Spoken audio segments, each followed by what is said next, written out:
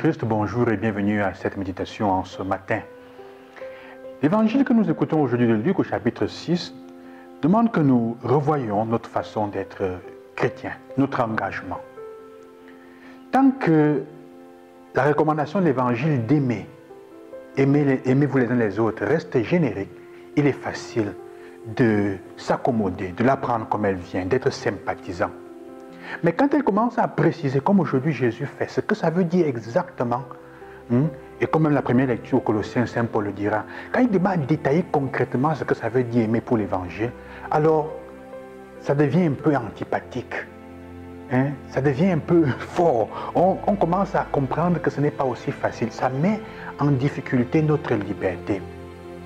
Jésus en fait dans l'évangile d'aujourd'hui dit d'une certaine façon, le texte nous permet de voir trois choses. D'abord qu'en effet, il faut continuer à faire du bien. L'appel de l'évangile l'appelle à faire du bien, coûte que coûte, dans toutes circonstances. Mais pourquoi? Pas d'abord parce qu'on gagne quelque chose ou on a peur de l'en faire, mais parce que d'abord, ça fait que nous nous tenions dans le positif. C'est d'abord pour se protéger soi-même. C'est pour ça qu'aujourd'hui, je pense que l'appel à faire le bien dans toutes les circonstances aujourd'hui est une affaire de créer des courts-circuits. C'est un court-circuit. Le mal se présente en face de toi. Il ne doit pas entrer pour te corrompre. L'unique façon de le faire, c'est de faire le bien, malgré tout. Pourquoi? Parce que l'évangile te fait comprendre que pour faire ce bien, il faut être radical. Si tu aimes parce que les autres aiment, comme parce que tu attends quelque chose en retour, si tu donnes parce qu'on va te redonner, il dit en quoi est-ce que tu es différent des autres? La qualité, la radicalité chrétienne et le bon chrétien se voit dans le moment où on doit aller au-delà de ce qui est le minimum. On doit sortir d'une certaine médiocrité. C'est pour ça que c'est compliqué, c'est difficile. Aujourd'hui, Jésus nous donne les motivations de dire d'abandonner l'être chrétien et de le suivre. La troisième chose, c'est en fait que Jésus dira, la mesure que tu utilises pour les autres sera utilisée aussi pour toi. C'est une invitation à revoir la manière avec laquelle ce que nous utilisons comme mesure pour les autres. Quelle est la qualité de ton amour? Saint Paul dira en effet qu'il y ait l'amour qui est le lien le plus parfait. C'est la perfection de l'amour qui nous est demandée. Alors si tu veux couper, si tu veux empêcher le mal de passer par toi, il faut aimer. Tu n'as pas d'autre choix que de continuer à agir et à faire le bien. En fait, l'évangile nous dit, tu ne reçois de la vie que ce que tu donnes. Je vais vous le dire avec une autre histoire. C'est l'histoire d'un enfant qui est en montagne avec son papa, qui se balade dans la forêt, et à un moment, il cogne son pied et il tombe. Alors il est tellement fâché, énervé qu'il commence à crier. Il crie « Ah !»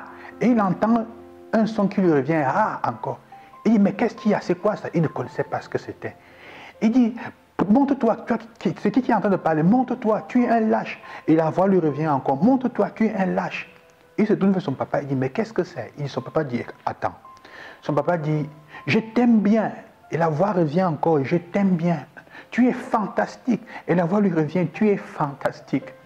Et son papa lui dit, tu vois, ça c'est l'exemple de la vie et de l'univers.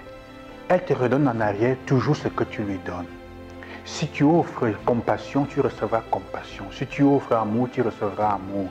Si tu offres joie, paix et accueil, tu recevras la même chose. La vie te donne toujours en arrière. Elle te redonne toujours ce que toi, tu lui donnes. Quelles que soient les circonstances, et c'est comme ça que ça va. Dans toutes les situations, les plus petites, tu peux penser peut-être que ce n'est pas vrai. Mais si tu regardes dans ta vie, tu verras que même les personnes à qui tu as aimé, même si ce ne sont pas elles qui te le donnent en retour, Dieu Seigneur prend soin de toi à travers d'autres autour de toi. Il te le redonne toujours. La mesure que tu utiliseras pour les autres sera la même mesure qu'on utilisera pour toi. Quelle est la mesure que tu utilises? C'est la mesure de l'amour, c'est la mesure de la vengeance. Je disais la parole de Saint Paul ce matin, et même l'évangile d'ailleurs, elle est tellement concrète qu'elle nous met en difficulté et vraiment en difficulté. Parce qu'il dit, offre compassion, accueille l'autre, ouvre-toi, donne miséricorde, et tu recevras miséricorde. Que le Seigneur vous accompagne et qu'il vous soutienne, qu'il vous donne la grâce d'avoir une foi, comment dire, forte et de faire le bien dans toutes les circonstances, même si pour l'instant il semble que ça ne porte à rien. Bonne journée, loué soit Jésus-Christ, et à demain.